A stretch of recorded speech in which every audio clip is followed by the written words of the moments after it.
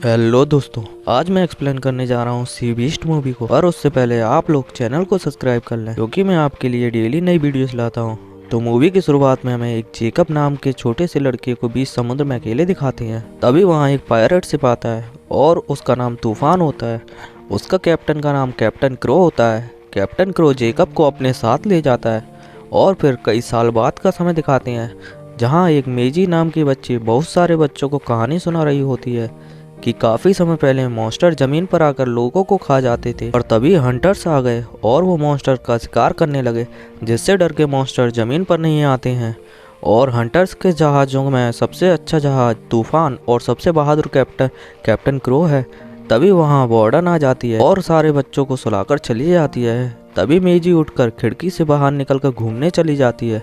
और फिर हमें तूफान में कैप्टन क्रो और जेकब को दिखाते हैं, जो अब काफ़ी बड़ा हो चुका है। और वो रेड क्लस्टर नाम के मॉन्स्टर की बात कर रहे होते हैं, जो सबसे खतरनाक सी मॉन्स्टर है और वो उनके शिप के आगे ही होता है। तब कैप्टन जेकब से कहता है, मैंने इस समय का काफ़ी इंतजार किया है। तभी जेकब की नज़र दूसरी तरफ दूसरे जहाज पर पड़ती है, जिस पर मॉन्स्टर ने हमला करके उसकी हालत खराब कर दी थी। तब जेकब कैप्टन से कहता है, हमें उसकी मदद करना चाहिए। कैप्टन उसकी मदद करने से इनकार कर देता है, क्योंकि उसे रेड क्लस्टर का शिकार करने का मौका बड़ी मुश्किल से मिला था और वो ये मौका छोड़ना नहीं चाहता था। पर जेकब उसे पायरेट के रूल याद दिलाता है, जिसमें एक पायरेट को दूसरे पायरेट की हर हालत में मदद करनी होती है। तब कैप्टन को रेड क्लस्टर का पीछा छोड़कर दूसरे कैप्टन को बचाने जाना पड़ता है और वो वहाँ जाकर एक सिग्नल से मॉन्स्टर को अपने पीछे लगा लेता है। और जब वो मॉन्स्टर उनके जहाज का पीछा करता है, तब वो उसे घायल कर देते हैं। पर फिर भी वो मॉन्स्टर जहाज और उस पर लोगों की हालत खराब कर देता है। पर जेकब उस मॉन्स्टर को मारकर सबको बचा लेता है और वो लोग जहाज की मरम्मत करवाने वापस लौट जाते हैं। और वहाँ वो ऐलान करते हैं कि वो 2 दिन रुकेंगे और जहाज ठीक होते ही वो वापस निकल जाएंगे। और वो सब लोग तब वहाँ जश्न मनाते हैं। तब वहाँ मेजी आती है, जो जेकब की तारीफ करके उससे कहती है वो भी उसकी तरह बनना चाहती है। तब जेकब पूछता है, तुम कहाँ रहती हो? तब मेजी बताती है वो ऑर्फनेज में रहती है, जहाँ राजा शहीद हुए हंटर्स के बच्चों को रखते हैं। और बताती है उसके माता पिता भी हंटर्स थे और वो मोनार्च नाम के जहाज पर शहीद हो गए।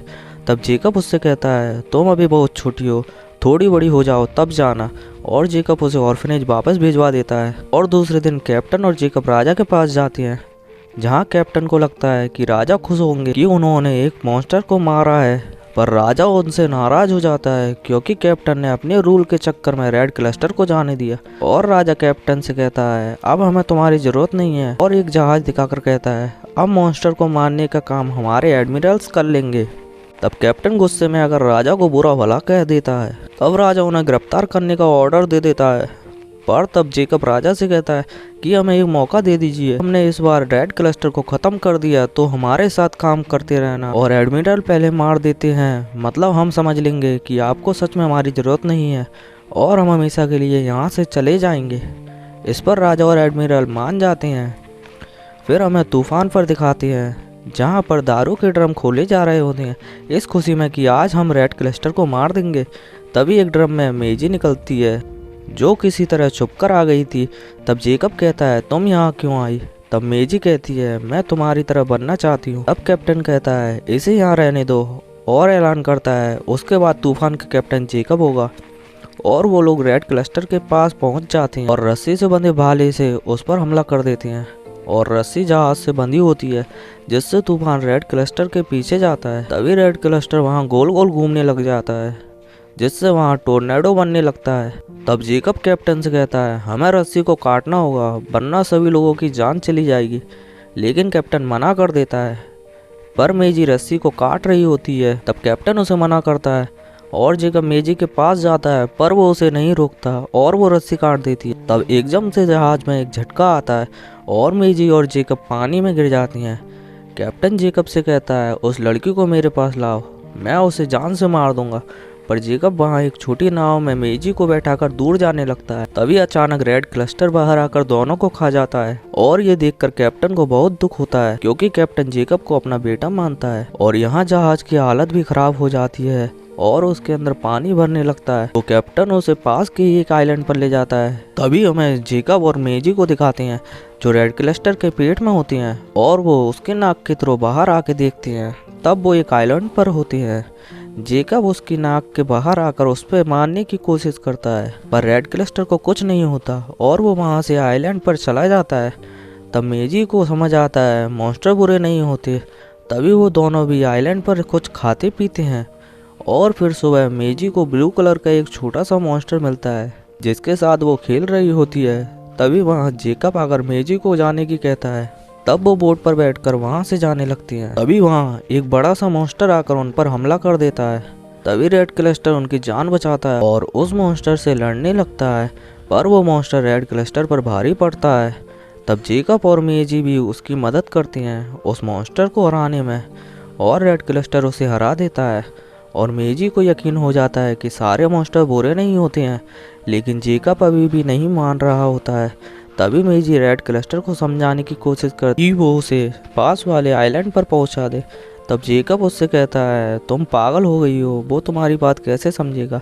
तभी रेड क्लस्टर पानी के अंदर चला जाता है और जेकब की बोट को खुद के ऊपर रख लेता है और चल देता है। और फिर हमें कैप्टन को दिखाते हैं जो किसी से एक हथियार लाता है वो किसी भी सी मॉन्स्टर को बेहोश कर सकता है और वो उसी हथियार को लगाकर रेड क्लस्टर को ढूंढने निकल जाता है। और वहीं जेकब और मेजी रेड क्लस्टर को लगे हुए भालों को निकाल रहे होते हैं और वो लोग आइलैंड पर पहुंच जाते हैं। तब जेकब रेड क्लस्टर से कहता है कि मैं आज के बाद सी मॉन्स्टर का शिकार नहीं करूंगा।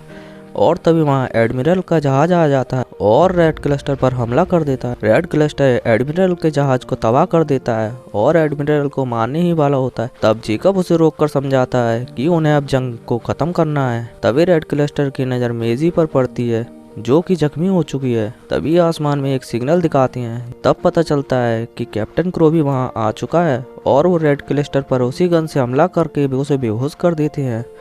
तभी कैप्टन की नज़र जेकब पर पड़ती है और वो ये देखकर बहुत हैरान रह जाता है। तभी जेकब जहाज पर आकर मेजी का इलाज कराता है और कैप्टन को सारी बात बताता है कि कैसे मॉन्स्टर ने उन लोगों की मदद की। लेकिन कैप्टन जेकब की बात नहीं सुनता और रेड क्लस्टर को लेकर राजा के पास पहुंच जाता है और रेड क्लस्टर को मारने वाला होता है, लेकिन जेकब उसे रोक लेता है और कहता है वो ऐसा उसे नहीं करने देगा। तब उन दोनों के बीच फाइट होने लगती है जो कि कैप्टन जीत जाता है और जेकब को पानी में फेंक देता है। तभी हमें मेजी को दिखाते हैं जो रेड क्लस्टर की रस्सी को काट देती है और वो आज़ाद हो जाता है और उसके हिलने से ऊपर से कैप्टन नीचे गिर जाता है। वहाँ सारे लोग उसे देखकर डर जाते हैं। तब रेड क्लस्टर कैप्टन को मारने ही वाला होता है। मेजी उसके आगे आकर उसे रोक लेती है और वहाँ सब लोग हैरान रह जाते हैं। तब वहाँ जेकब भी आ जाता है और सबसे कहता है हम इस जंग को यहीं ख़त्म करते हैं और अब सी मॉन्स्टर का शिकार कोई भी नहीं करेगा। मेजी और जेकब रेड क्लस्टर के ऊपर चढ़ जाते हैं। तब मेजी राजा के रूम से मिली एक पुरानी बुक को दिखाकर कहती है ये मॉन्स्टर कभी बुरे नहीं थे, राजा के पूर्वजों ने झूठ बोलकर इन पर हमला करवाया जिससे ये मॉन्स्टर भी हम लोगों पर हमला करें। तब ये सुनकर राजा मेजी, जेकब और रेड क्लस्टर को मारने का ऑर्डर देता है, पर वहाँ सब लोग राजा को कहते हैं कि उन्हें जाने दिया जाए। राजा का जनरल भी लोगों का साथ देता है और उन पर हमला नहीं करता है और वो तीनों वहाँ से चले जाते हैं। और फिर हमें जेकब और मेजी को दिखाते हैं उसी आइलैंड पर घर बनाकर साथ रह रहे होते हैं और यहाँ हमारी कहानी की हैप्पी एंडिंग होती है।